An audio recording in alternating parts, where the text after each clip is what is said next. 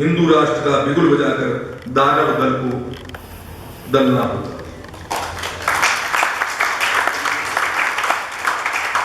इन पंक्तियों के साथ मैंने आपको इस संघ की रचना के लिए जो भावनाएं थी पीछे वो की। मैं आचार्य रविदेव जी को आग्रह करूंगा कि वो मंच पर आके कार्यक्रम को आगे बढ़ाएं। आप सभी का मैं हार्दिक अभिनंदन करता हूँ। हम आज अनुमान तो स्वयं ही लगा रहे हैं कि कुछ तो हमारी संख्या कम आई है।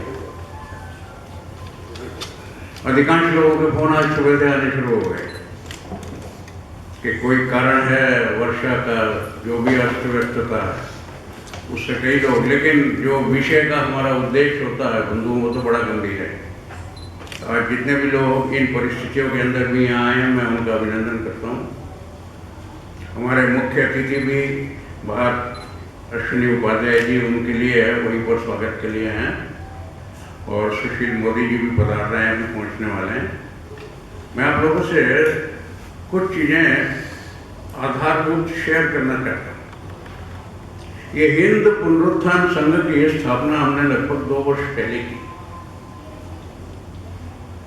और इसके पीछे एक ही उद्देश्य था।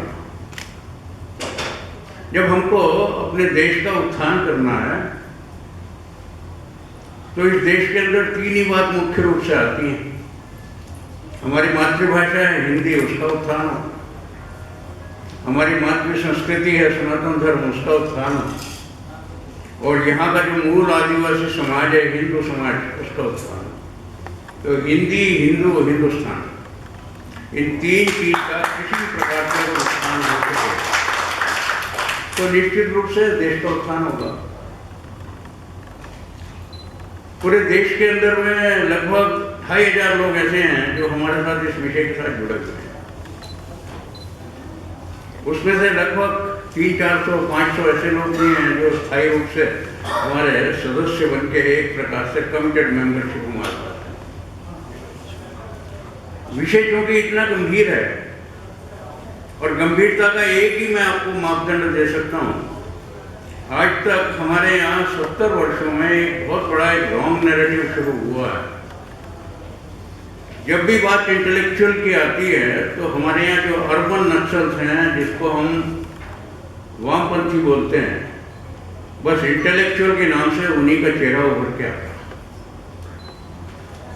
कल्चरल प्रोग्राम भी अगर है तो वो उन्हीं के द्वारा प्रायोजित कोई भी एक कार्यक्रम होगा उसको कल्चरल प्रोग्राम की संज्ञा देते हैं। तो देश में एक ऐसी परिस्थिति निर्माण हो गई है, जिस परिस्थिति के बारे में सोचते हैं तो मन में बड़ा खेद होता है। क्या इस देश के अंदर बुद्धिजीवियों का हाल पड़ गया? हम लोग भाग्यशाली हैं। हमारे आज के कार्यक्रम के हमारे मुख्य अतिथि माननीय श्री सुशील मोदी जी हमारे बीच में पधारे हैं।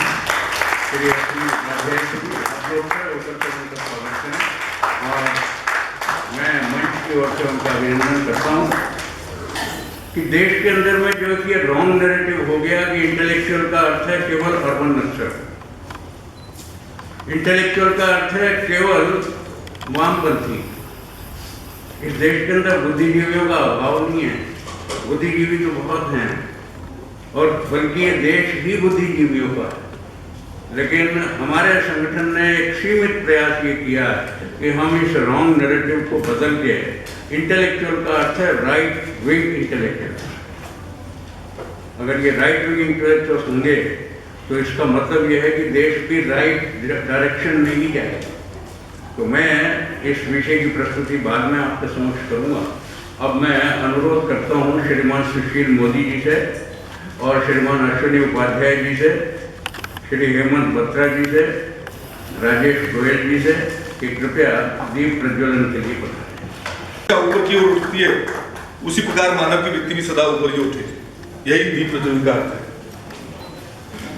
अतः समस्त कल्याण की चाह रखने वाले मनुष्यों को दीप जलाते समय मंत्र उच्चारण करना चाहिए। शुभम करोति कल्याणम आरोग्यम धन संपदा शत्रु विनाशाय दीपकाय नमोस्तुते दीपो ज्योति पर ब्रह्मा दीपो ज्योति जनार्दना दीपो हर्तु मैंने पाप संदीप नमोस्तुते। मैंने पहले भी आग्रह किया था, हमारी तालियों से जो उत्साहवर्धन होता है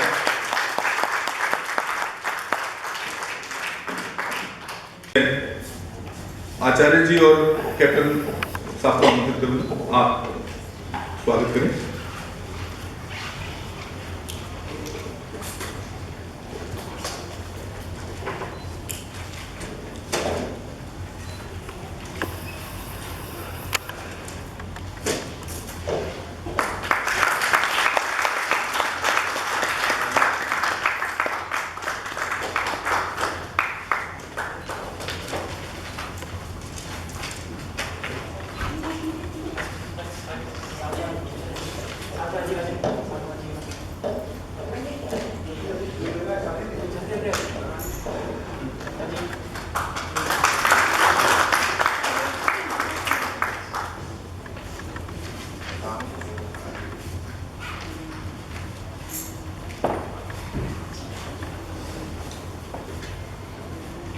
एडवोकेट अश्विनी उपाध्याय जी के स्वागत के लिए मैं मंच पे आमंत्रित करूंगा के डांगरा जी, अगर उपस्थित हो अपने बंदे में।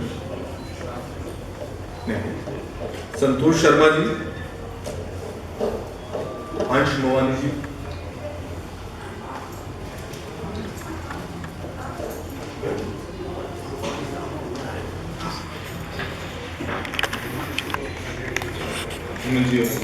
हेमंत जी और राजेश जी आइए। अश्विनी उपाध्याय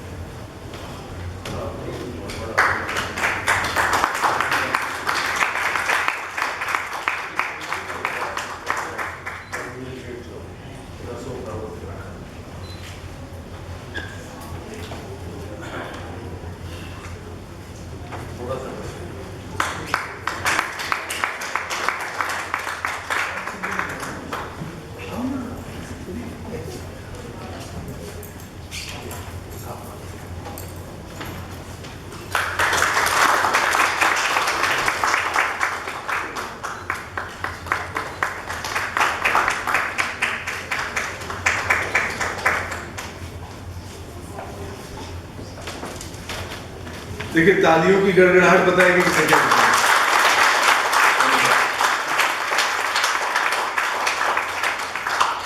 आचार्य जी का स्वागत करने के लिए जी का हार्दिक अभिनंदन करता हूँ।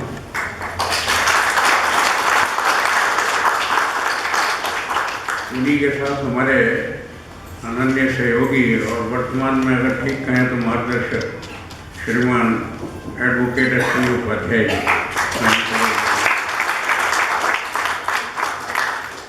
जितने भी बंधु यहाँ पर उपस्थित हैं हमारे सामने, मैं सभी का अभिनंदन करते हुए एक बात बड़ी सामाजिक जो हम लोगों के ऊपर दायित्व है उसके बारे में संकेत करता हूँ। ईश्वर ने हमको मनुष्य योनि में लगभग 100 वर्ष की आयु देके भेजा, इसलिए जब भी हम आशीर्वाद भी देते हैं तो जीवन श्रद्धा शतम की बात करते हैं, क्योंकि मनुष्य योनि की एक एक्सपेक्टेड स्पैन ऑफ लाइफ है। उसमें 4 आश्रमों की व्यवस्था है। तो इसका अर्थ ये है कि हमारे 2 क्वार्टर जब निकल जाते हैं तो तीसरा क्वार्टर जो है वो हमारा 50 से 75 वर्ष की आयु का है। और कुछ लोग ऐसे भी हैं जो मेरी आयु के हैं, जो कि क्वार्टर 4 में हैं। तो अधिकांश हम लोग यहाँ पर क्वार्टर 3 और क्वार्टर 4 के लोग हैं। ये समय जीवन का हमारा वो है, this is the time to pay back. समाज ने हमको बहुत कुछ दिया है। कोई भी व्यक्ति सेल्फ मेड नहीं होता है, समाज का उसमें निरंतर सहयोग होता है, तभी वो व्यक्ति अपने समाज के अंदर अपने इच्छित कार्यों को करने में कुछ सफलता प्राप्त करता है। तो समाज का जो हम पर ऋण होता है, उस ऋण को उतारना ये किसी भी एक समाज जो भी सदाचारी व्यक्ति है, ये उसका पहला कर्तव्य बनता है। इसीलिए हम लोग उसको अपने यहाँ पर 3 ऋणों की कल्पना करते हैं। दूसरे, हम सबके हृदय में सामान्यतः एक बात बड़ी कॉमन है कि हम समाज के लिए कुछ करने की तड़प भी रखते हैं। अब तड़प रखते हैं तो हमको कोई एक रास्ता भी तो चाहिए ना कि हम कैसे अपनी तड़प के आधार पर समाज का सहयोग कर सकें। तो समाज सेवा का जो संस्कार है ये तो हमारा जन्मजात है। लेकिन हमको क्या करना है, हम लोगों ने देखा क्या है कि हमारे जितना स्वतंत्रता की काल अवधि है, जिसको आज हम 75 वर्ष की अवधि कहते हैं और अमृत काल मना रहे हैं, उस अमृत काल के अंदर में स्थिति है। आज तक इस देश के अंदर सांप्रदायिकता का बहुत बड़ा एक इतिहास रहा। किन किन कारणों से रहा वो आज हमारा विषय नहीं है, हमारे लिए प्रासंगिक भी नहीं है। लेकिन इतना निश्चित है कि सांप्रदायिक एक ऐसा दंश रहा है कि उसके कारण से समाज का जो हमारा सोशल फैब्रिक है वो बहुत डिस्टर्ब हो।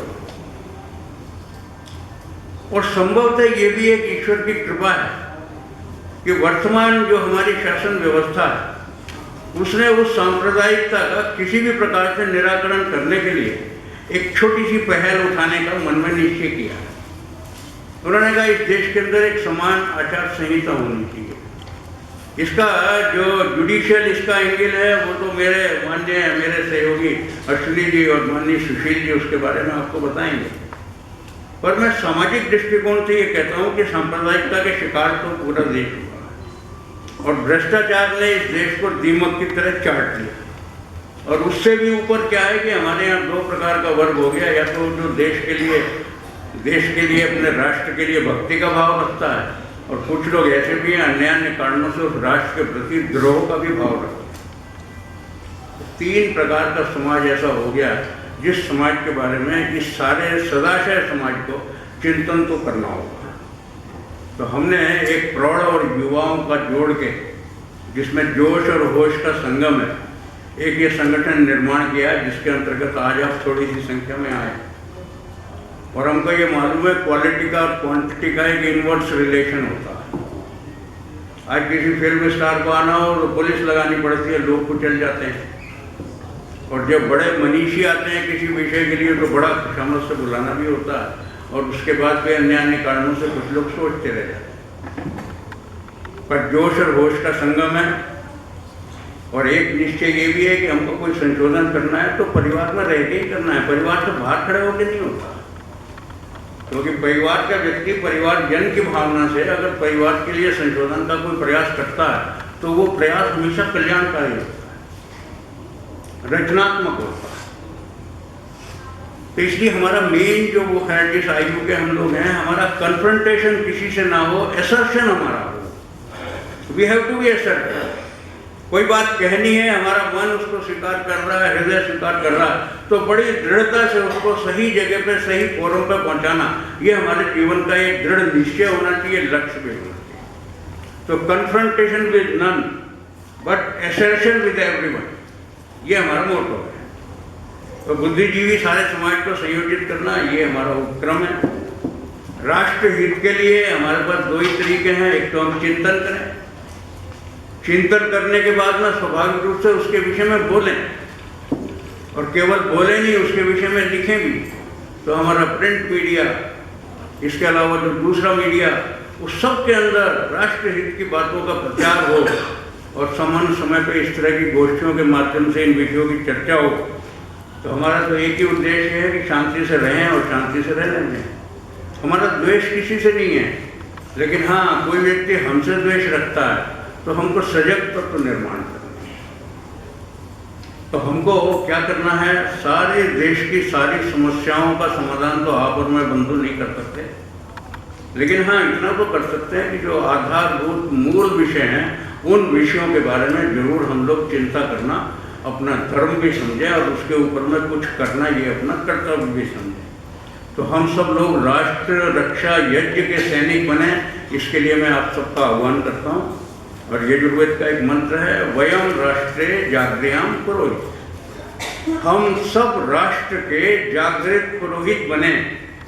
इस नाते ये हिंद पुनरुत्थान संघ का छोटा सा उपक्रम जो पूरा देश व्यापी है, उसके अंतर्गत आप लोग आए हैं, आपका पुनः अभिनंदन करता हूँ। और अब मैं अपने साथी, युवा साथी श्री अश्विनी उपाध्याय जी से अनुरोध करूँगा कि आज के विषय की प्रस्तुति।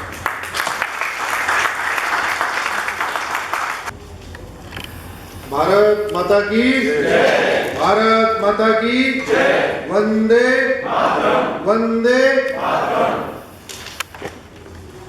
सबसे पहले मैं आचार्य रविदेव जी को धन्यवाद देता हूं, उनको प्रणाम भी करता हूं कि आज आपने इतना एक कार्यक्रम आयोजित किया। आप सब लोग आए बड़ी संख्या में, आपको धन्यवाद देता हूं। और आदरणीय श्री सुशील मोदी जी को, आदरणीय श्री सुशील मोदी जी को मैं विशेष रूप से धन्यवाद देता हूं कि वो केवल इसी आज के 3 घंटे के कार्यक्रम के लिए पटना से आए। मैं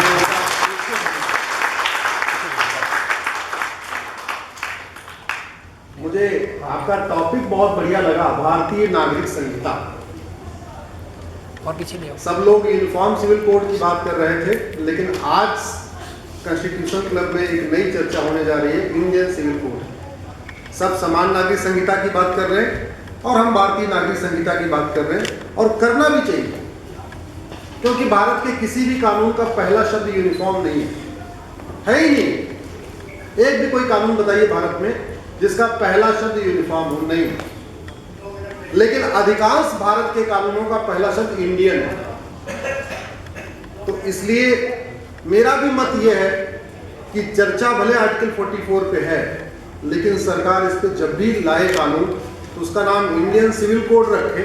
और हमारे पास इंडियन नाम से हजारों कानून है। ये मेरे सामने इंडियन पिनल कोड है, इंडियन टैक्स कोड है, इंडियन एजुकेशन कोड है। जितने भी कानून अपने भारत में पार्लियामेंट में बनते हैं उनका पहला नाम इंडियन ही होता है। और एक बात और कि जैसे ही आप यूनिफॉर्म सिविल कोड को इंडियन सिविल कोड कहना शुरू कर देंगे, आधी समस्या वहीं खत्म हो जाएगी। आधी समस्या इस यूनिफॉर्म शब्द को लेकर है, और इसलिए है कि हालांकि यूनिफॉर्म शब्द बुरा नहीं है, लेकिन इस शब्द के बारे में पिछले कई वर्षों में इतनी भ्रांतियां फैला दी गई हैं, इतने इसमें विवाद कर दिए गए। तो मेरा ये मानना कि जहां बहुत ज्यादा विवाद हो, मुझे लगता है उससे आगे बढ़ जाना चाहिए, कुछ नया उसका अल्टरनेट ढूंढना चाहिए। तो इसलिए हिंद पुनरुत्थान ट्रस्ट ने जो आज इसका नाम इंडियन सिविल कोड रखा है, मुझे लगता है शायद आने वाले टाइम में इस पर गंभीरता के साथ चर्चा होगी। इसके बारे में बहुत सारी भ्रांतियां भी फैली हुई हैं, मैं भ्रांतियों पे बाद में आऊँगा। समर्थक इसको लेकर बहुत ज़्यादा उत्साहित हैं, मुझे लगता है उतना ज़्यादा उत्साह भी करने की ज़रूरत नहीं है। विरोधी बहुत ज़्यादा इसके एकदम एग्रेसिवली इसका विरोध कर रहे हैं, उसकी भी ज़रूरत नहीं है। सबसे पहले हमें ये समझ लेना चाहिए कि भारत किससे चलता है? संविधान से।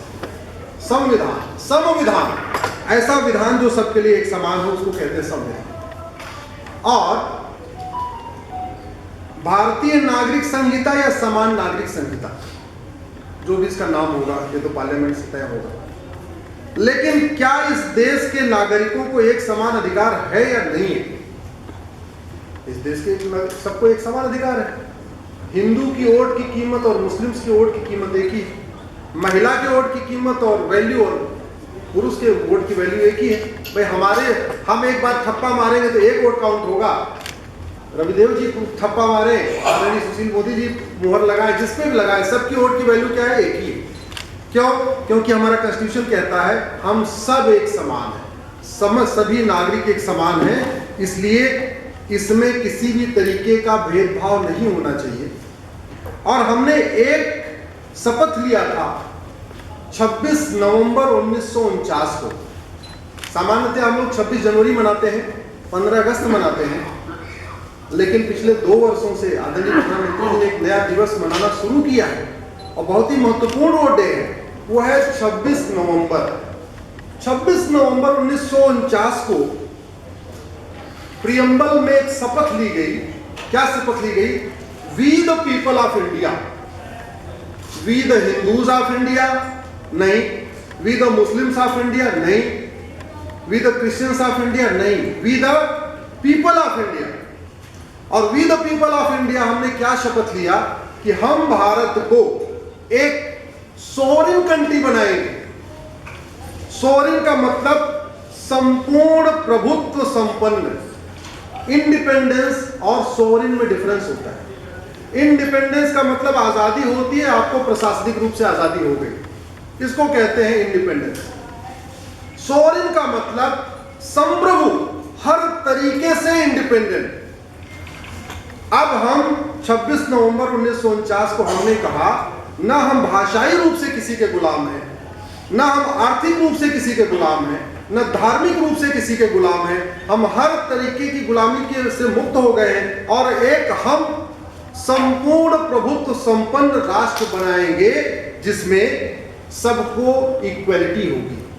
सबको एक समान कंसिडर किया जाएगा, सबको जस्टिस होगा, सोशल इकोनॉमिक पॉलिटिकल जस्टिस होगा, सबको इक्वल अपॉर्चुनिटी होगी, सबको समान अवसर मिलेगा और सबके अंदर भाईचारे की भावना हम बढ़ाएंगे।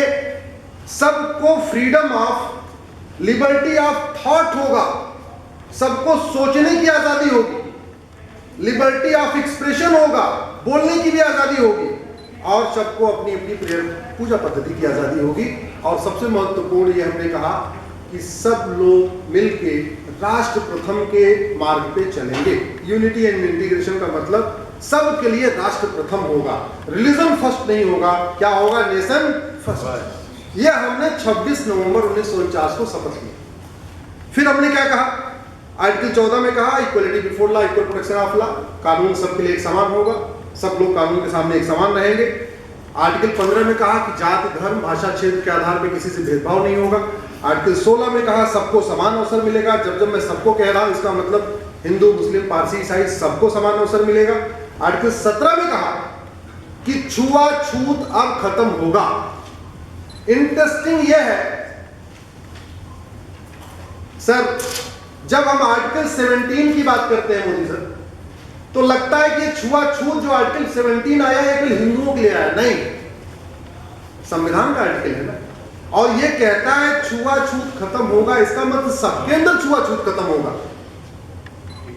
अगड़े पिछड़े में खत्म होगा, दलित सवर्ण में खत्म होगा, सिया सुन्नी का छुआछूत खत्म होगा, सब में छुआछूत खत्म होगा, किसी में कोई भेदभाव नहीं होगा। इसका मतलब जो मंदिर होगा उसमें सब जा सकेंगे, जो मस्जिद भी होगी उसमें सब जा सकेंगे, यानी जो चर्च भी होगा उसमें भी सब जा सकेंगे। सब नहीं तो कम से कम सारे क्रिश्चियंस के जितने भी आपके डिनोमिनेशन है सारे चर्च में जा सकेंगे।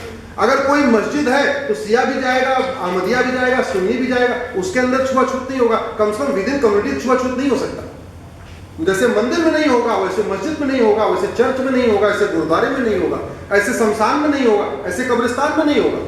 ऐसा नहीं होगा कि सिया का कब्रिस्तान अलग होगा, सुन्नी का कब्रिस्तान अलग होगा, हिंदुओं में सवर्ण का शमशान घाट अलग होगा और दलितों का शमशान घाट अलग होगा। हर तरीके का छुआछूत खत्म होगा। ये आर्टिकल 17 कहता है। आर्टिकल 19 कहता है सबको बोलने की आजादी है।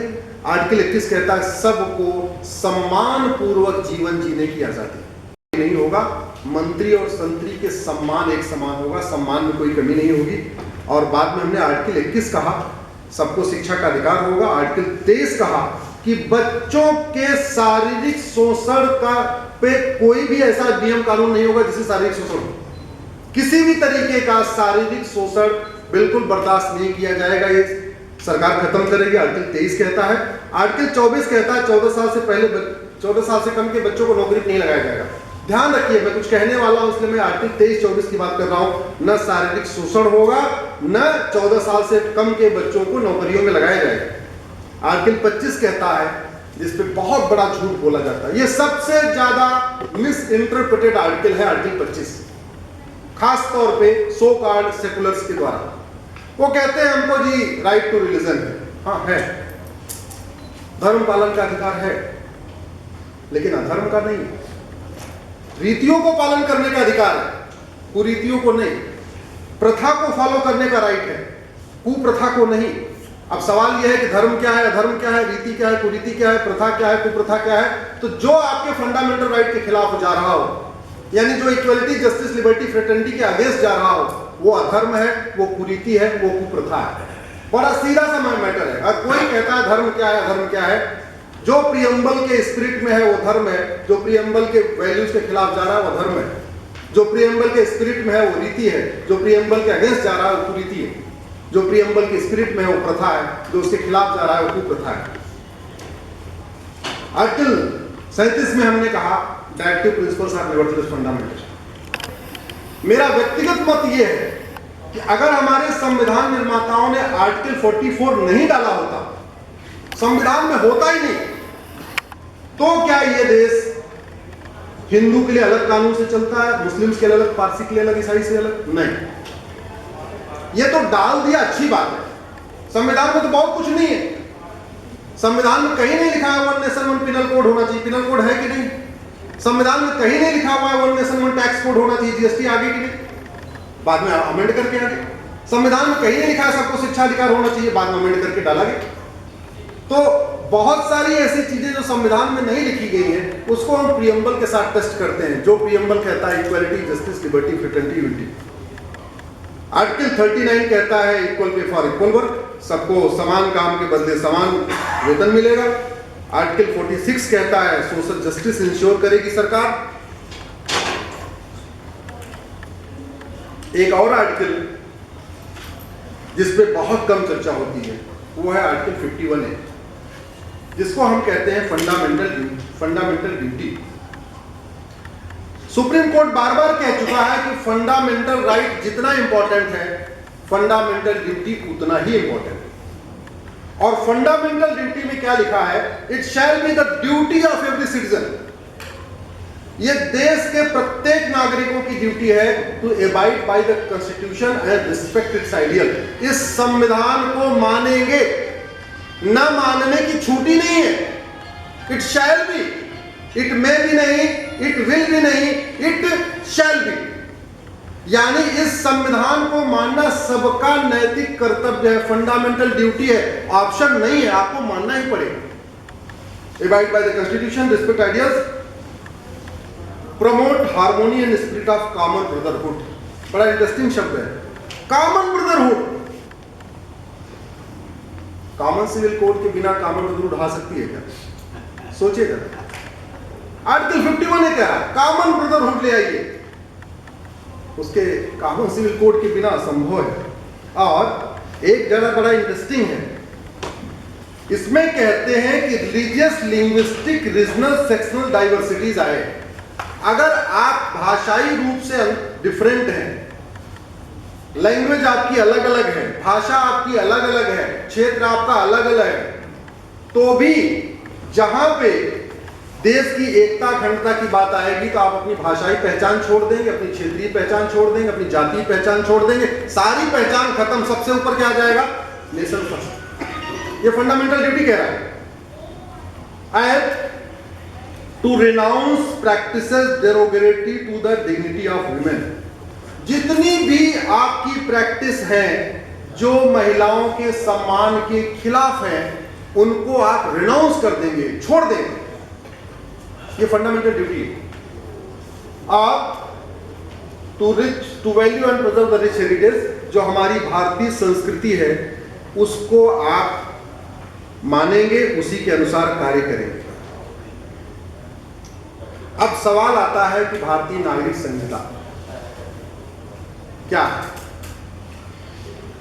सच्चाई तो यह है कि भारतीय नागरिक संहिता क्या है, क्या होगा, अभी ड्राफ्ट नहीं आया, तो इसलिए पूरे 100% कॉन्फिडेंट साथ हम भी नहीं बता सकते क्या होगा, वो क्या होने वाला। लेकिन जितना मैंने यूएस का कॉमन सिविल कोड पढ़ा, सिंगापुर का पढ़ा, चाइना का पढ़ा, जिन देशों में कॉमन लॉ है, उसको पढ़ने के बाद ये बात समझ में आई कि इससे आपके रोटी कपड़ा मकान में कोई इंटरफेरेंस नहीं होगा। दुर्भाग्यवश कुछ लोग ऐसी गलतफहमी फैला रहे हैं। आर्टिकल 44 का मतलब यूनिफॉर्म ड्रेस कोड नहीं है कि सबको एक जैसा कपड़ा पहनना पड़ेगा। आर्टिकल 44 का मतलब यूनिफॉर्म फूड कोड भी नहीं है कि सबको एक जैसा भोजन करना पड़ेगा। आर्टिकल 44 का मतलब यूनिफॉर्म आइडेंटिटी कोड भी नहीं है कि सबकी आइडेंटिटी एक हो जाएगी, सबकी पहचान एक हो जाएगी, ना, ऐसा भी नहीं है। आर्टिकल 44 का मतलब यूनिफॉर्म प्रेयर कोड भी नहीं है कि सबकी प्रेयर एक समान हो जाएगी। प्रेयर भी अपनी अपनी रहेगी, जिसकी जो प्रेयर है वो वही चलती रहेगी।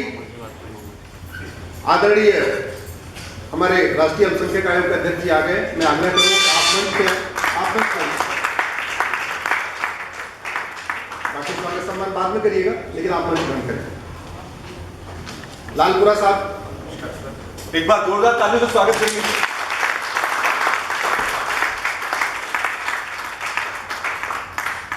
तो आर्टिकल 44 का मतलब यूनिफॉर्म फूड कोड भी नहीं है कि सबका भोजन एक हो जाएगा। आर्टिकल 44 का मतलब ये यूनिफॉर्म ड्रेस कोड नहीं है कि सबका कपड़ा एक जैसा होगा। यूनिफॉर्म आइडेंटिटी कोड भी नहीं है कि सबकी पहचानें खत्म हो जाएंगी जब सबकी अपनी अलग अलग पहचान है। यूनिफॉर्म प्रेयर कोड नहीं है कि सबको एक तरीके से प्रेयर करना पड़ेगा। यूनिफॉर्म रिलीजियस कोड नहीं है कि जितने यहाँ रिलीजन चल रहे हैं खत्म हो जाएंगे, केवल भारत में एक रिलीजन बचेगा। यूनिफॉर्म कस्टम कोड भी नहीं है। एक बड़ी भ्रांति फैलाई जा रही है कि वो नॉर्थ ईस्ट के ट्राइबल के कस्टम का क्या होगा। अरे भैया, ये यूनिफॉर्म कस्टम कोड नहीं है। क्या आ रहा है? Uniform civil code. ये यूनिफॉर्म ट्रेडिशन कोड भी नहीं है। एक और झूठ फैलाया जा रहा है एचयूएफ का क्या होगा। एचयूएफ इनकम टैक्स का मैटर है, वो सिविल जस्टिस का मैटर नहीं है, वो सिविल राइट का मैटर नहीं है, वो फाइनेंशियल राइट का मैटर है। हाँ, एचयूएफ को सबके लिए लागू करने के लिए वन नेशन वन टैक्स लाना चाहिए। तो जो लोग एचयूएफ के बड़े इंडोर्स करने वाले हैं, मुझे लगता है उनको वन नेशन वन टैक्स की मांग करना चाहिए।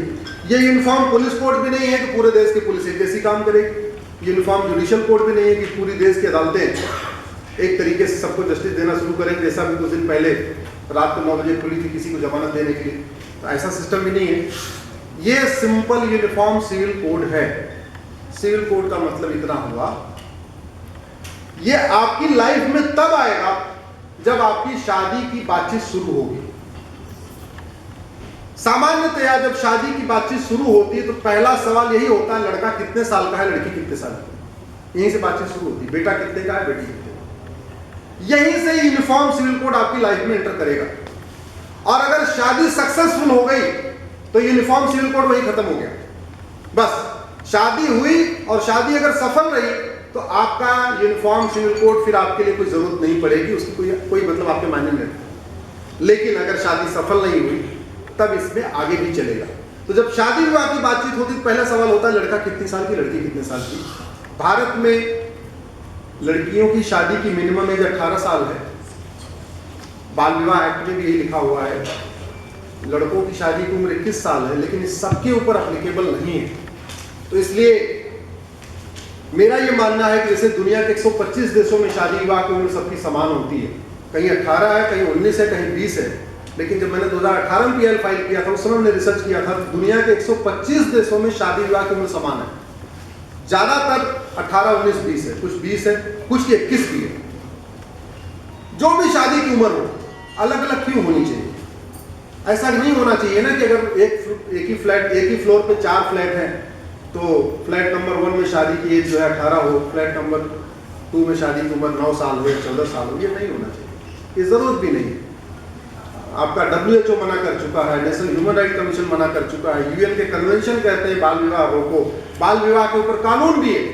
तो बस इतना करना है कि वो बाल विवाह का कानून सब पे लागू हो जाए, छूट नहीं मिलनी चाहिए। बाल विवाह तो सबके लिए पाप है, आज की डेट में ठीक नहीं है, आज की जरूरत नहीं है, नहीं है तो नहीं है, सबके लिए होना चाहिए। अगर शादी सफल हो गई, आपका रोल खत्म। अगर शादी आगे बढ़ी तब आएगा नेक्स्ट प्रोसेस कि भाई हमें शादी रजिस्ट्रेशन, नहीं शादी का रजिस्ट्रेशन हो गया। नेक्स्ट आता है कि शादी तोड़ना है कि नहीं। अगर शादी तोड़ना है तो कैसे कैसे तोड़ना। स्वाभाविक सी बात है, दुनिया में एक भी सेकुलर कंट्री ऐसा नहीं है जहां आज मौखिक तलाक हो रहा, जहां मौखिक डिवोर्स हो रहा। जिन देशों में रूल ऑफ लॉ है, जिन देशों में संविधान है, जिन देशों में सेकुलरिज्म है, वहां पे विवाह तोड़ने के लिए आपको टू कोर्ट ही जाना पड़ेगा। Extra judicial divorce complete ban है। और ये बाकी तो छोड़िए, कुछ एक नॉन डेमोक्रेटिक कंट्री में भी बैन है। उदाहरण के लिए टर्की सेकुलर डेमोक्रेटिक कंट्री नहीं है, वहां पे भी बैन है। और भारत में हम कहते हैं सेकुलर है, डेमोक्रेटिक है, फिर भी चल रहा है। और इसका जो सबसे बड़ा खामियाजा भुगत रही है हमारी मुस्लिम बेटियां भुगत रही हैं। मैंने तो 4 तरीके का डिवोर्स सुप्रीम कोर्ट में चैलेंज किया है, तलाके हसन, तलाके हसन, तलाके बाइन, तलाके किनाया। एक बिटिया है, यही जर्नलिस्ट है, नोएडा में काम करती है, उसका हस्बैंड एडवोकेट है। उसने उसको 3 चिट्ठी भेजा और चिट्ठी पे साइन भी नहीं किया और बोला डिवोर्स हो गया। और बाद में पेटीएम से 15,000 रुपए भेज दिया, बोले तुम्हारा गुजारा भत्ता हो गया, मेंटेनेंस हो गया, मेहर की रकम हो गई। और फिर बाद में 2,000 रुपए भेजा, बोला दूध पिए, तुम्हारा दूध पीने का भी हो गया। मीडिया के बारे में किराए में जानते हैं, वो भी मीडिया में काम करती है, वो भी जो है इनपुट में काम करती है। एक बिटिया कर्नाटक में कलबुर्गी में MBBS MS gynaecologist, husband MBBS MD, ससुर MBBS MD, सास MBBS MS गायनोलॉजिस्ट, घर में नर्सिंग होम। और उसको तलाक़े किनाया दे दिया। तलाक़े किनाया का मतलब जहां मैंने तुम्हें आज़ाद किया, जहां मैंने तुम्हें आज़ाद किया, जहां मैंने तुम्हें आज़ाद किया। सोचिए जरा, वो भी सुप्रीम कोर्ट आई हुई है। मेरा ये कहना है कि भारत की संस्कृति नारी तू नारायणी की है। तो जो भी कानून बने वो भारत की संस्कृति के अनुरूप बने, और किसी भी देश का संविधान वहीं की संस्कृति को प्रमोट और प्रोपोगेट करने के लिए होता है। अमेरिका का संविधान अमेरिकन कल्चर को प्रमोट करेगा, अरब का कॉन्स्टिट्यूशन अरब के कल्चर को प्रमोट करेगा, तो भारत का कॉन्स्टिट्यूशन किसको कल्चर प्रमोट, भारत के कल्चर को प्रमोट करेगा। और भारत का कल्चर वसुधैव कुटुंबकम नारी तू नारायणी का है। इसलिए यहाँ पे जरूरत आ गई है कि इस तरीके का जितने मौखिक रूप से डिवोर्स हो रहे हैं ये बंद हो, सबके लिए grounds of divorce, procedure of divorce एक कॉमन किया जाए। गुजारा भत्ता का प्रावधान सबके लिए होता है। गुजारा भत्ता सिविल राइट का इश्यू है, गुजारा भत्ता ह्यूमन राइट का इश्यू है। भाई गुजर बसर करने के लिए चाहिए। जो बेटी कल तक खुशहाल थी, आराम से रह रही थी, अगर आज सड़क पे आ गई है, कोई उसका है देखने वाला नहीं, तो कुछ तो उसको मिनिमम चाहिए भाई वो सर्वाइव कर सके, तो मिलना चाहिए। विरासत का अधिकार सबको मिलना चाहिए, वसीयत का अधिकार सबको मिलना चाहिए। भारत की संस्कृति तो एक पति एक पत्नी की रही है, आज भी अच्छा माना जाता है। एक पति एक पत्नी पूरी दुनिया में कई सारे ऐसे कंट्रीज हैं, खासतौर पर जो डेवलप्ड कंट्रीज हैं, डेमोक्रेटिक कंट्री हैं, जहाँ रूल ऑफ लॉ है, वहाँ पॉलीगैमी अलाउ नहीं।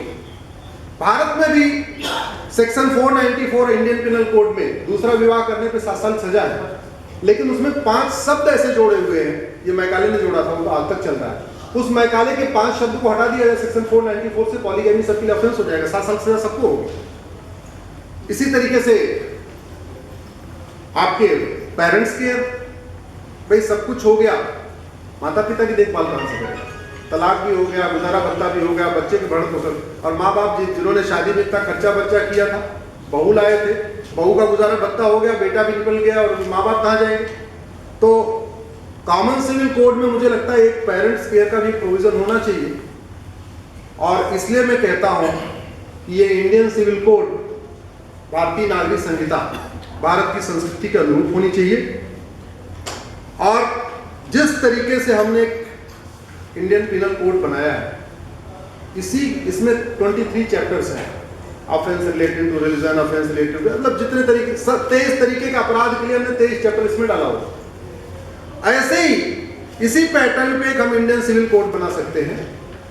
उस इंडियन सिविल कोड में chapter number 1 age of marriage हो सकता है, chapter number 2 process of marriage registration हो सकता है, chapter number 3 grounds of divorce, procedure of divorce हो सकता है, chapter number 4 grounds of maintenance, procedure of maintenance हो सकता है, chapter number 5 grounds of adoption, guardianship हो सकता है, बच्चा कैसे कैसे गोद लेना है, कैसे अडॉप्ट करना है, chapter number 6 grounds of succession हो सकता है, प्रोसीजर ऑफ सक्सेशन हो सकता है, chapter 8 grounds of divorce, grounds of inheritance, procedure of inheritance हो सकता है, चैप्टर नंबर 9 उसमें पेरेंट्स केयर हो सकता है।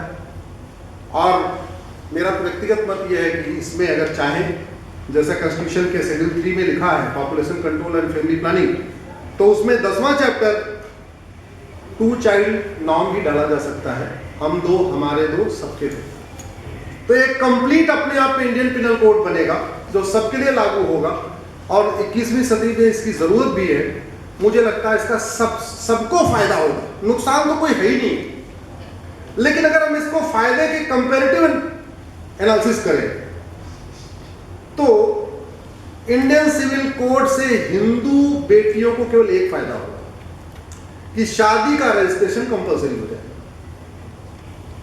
क्रिश्चियन बेटियों को 2 फायदा होगा, शादी का रजिस्ट्रेशन भी कंपलसरी होगा, दूसरा कूलिंग पीरियड जो उनका ज्यादा है 2 साल का है, वो 6 महीने का हो सकता है, क्योंकि पूरी दुनिया में जनरली कूलिंग पीरियड 6 महीने का। कूलिंग पीरियड का मतलब ये हुआ कि अगर पति पत्नी दोनों अलग होना चाहते हैं और अप्लाई करते हैं कोर्ट में, तो जज उनको टाइम देता है, भाई ठंडे दिमाग से सोचो। हिंदू जैन बौद्ध के सिख के लिए कूलिंग पीरियड 6 महीने का है, लेकिन क्रिश्चियंस के लिए कूलिंग पीरियड 2 साल का है।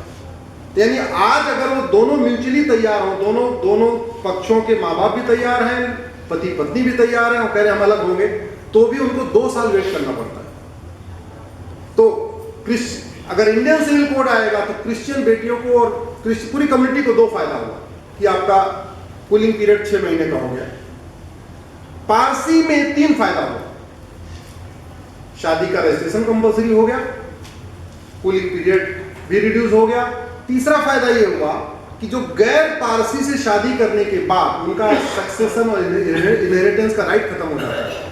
गैर पारसी से शादी करने के बाद उनका जो प्रॉपर्टी राइट खत्म हो जाता है, वो प्रॉपर्टी राइट खत्म नहीं होता। तो क्रिश्चियंस को 3 फायदा होगा, लेकिन हमारी मुस्लिम बेटियों को इंडियन सिविल कोड का 11 फायदा, हिंदू बेटियों को 1 फायदा, मुस्लिम बेटियों को 11 फायदा। 11 फायदा कैसे? शादी विवाह की उम्र 18 साल या 19 साल या 20 साल हो जाएगी। फायदा सबसे ज्यादा किसको हुआ? मुस्लिम बेटियों को। हिंदू जैन बौद्ध सिख में पहले 18 चल रही है। मुस्लिम बेटियों की जो शादी की एज है वो प्यूबर्टी है, पीरियड आ गया। दिल्ली जैसे पोल्यूटेड शहर में जहां पानी भी गंदा है, हवा भी गंदी है, air pollution, water pollution, noise pollution है, 9 साल में पीरियड आने शुरू हो जाते हैं, 8 साल में पीरियड शुरू हो जाते हैं। तो क्या 8 साल 9 साल की बच्ची क्या शादी लायक हो गई? नहीं हुई। तो इसलिए अगर 18 साल होगी तो वो स्वाभाविक सी बात है, जो फिजिकली भी मैच्योर होगी, मेंटली भी मैच्योर होगी, उसकी कम से कम 12वीं तक की पढ़ाई भी हो चुकी होगी। इसलिए मैं कहता हूँ कि इंडियन सिविल कोड का सबसे ज्यादा फायदा 11 मुस्लिम बेटियों को मिलेगा। शादी विवाह की उम्र समान होगी, सबसे ज्यादा फायदा मुस्लिम बेटियों को। Grounds of divorce, procedure of divorce common हो जाएगा, सबसे ज्यादा फायदा मुस्लिम बेटियों को। मेंटेनेंस गुजारा भत्ता सबको मिलेगा, उसका फायदा मुस्लिम बेटियों को। बच्चा गोद लेने का अधिकार मिल जाएगा, उसका सबसे ज्यादा फायदा मुस्लिम बेटियों को। बच्चों के भरण पोषण का अधिकार मिल जाएगा, उसका सबसे ज्यादा फायदा मुस्लिम बेटियों को। विरासत का एक समान अधिकार मिलेगा, उसका सबसे ज्यादा फायदा मुस्लिम बेटियों को। वसीयत का एक समान अधिकार मिलेगा, उसका सबसे ज्यादा फायदा मुस्लिम बेटियों को। एक पति एक पत्नी का नियम लागू होगा, उसका सबसे ज्यादा फायदा मुस्लिम बेटियों को। हम दो हमारे दो लागू होगा, सबसे ज्यादा फायदा मुस्लिम बेटियों को। माता पिता की देखभाल का अधिकार मिलेगा, उसका भी सबसे ज्यादा फायदा मुस्लिम बेटियों को। अल्टीमेटली ये 1 नेशन 1 सिविल कोड या इंडियन सिविल कोड सबके हित कर में है। किसी को 1 फायदा, किसी को 2 फायदा, किसी को 3 फायदा, किसी को 10 फायदा, लेकिन नुकसान किसी को नहीं। कुछ लोग कहते हैं कि हमको तो जी फ्रीडम ऑफ रिलीजन, खासतौर पे मैंने एक ओवैसी जी का इंटरव्यू देखा, एक सिब्बल साहब का देखा, एक चिदम्बरम साहब का देखा। वो लगता है संविधान को मिसकोट कर रहे हैं। और मैं चाहूंगा कि आप सब लोग एक बार गूगल करिए बाद में 5 टेनेट्स ऑफ इस्लाम या 5 tenets of Sikhism, 5 tenets of Jainism, 5 tenets of Buddhism, 5 tenets of Hinduism. Indian civil code से ये जो 5 मुख्य एलिमेंट होते हैं किसी भी रिलीजन के, चाहे वो इस्लाम है, चाहे जैन है, चाहे बुद्धिज्म, चाहे सिखिज्म, उसमें किसी में इंटरफेरेंस नहीं आएगा, किसी में इंटरफेयर नहीं करेगा। और सुप्रीम कोर्ट भी कहता है रिलीजन, और बाबा साहब अम्बेडकर कहते थे रिलीजन सब कुछ नहीं होता, रिलीजन केवल उसके इंपॉर्टेंट फंडामेंटल्स होते हैं, वो इंटरफेयर नहीं होगा। जब इस पर बहस हो रही थी 23 नवंबर 1948 को, बाबा साहब ने भी यही कहा था कि इंडियन सिविल, ये यूनिफॉर्म सिविल कोड आने से किसी की रिलीजियस फीलिंग नहीं होगी, नमाज वैसे ही होगी, अजान वैसे ही होगी, चर्च में प्रेयर वैसे ही होगी, गुरुद्वारे में प्रेयर वैसे ही होगी, मंदिर में शादी वैसे ही होगी, निकाहनामा वैसे ही पढ़ा जाएगा, 7 फेरे वैसे ही होंगे, सब कुछ एज इट इज होगा।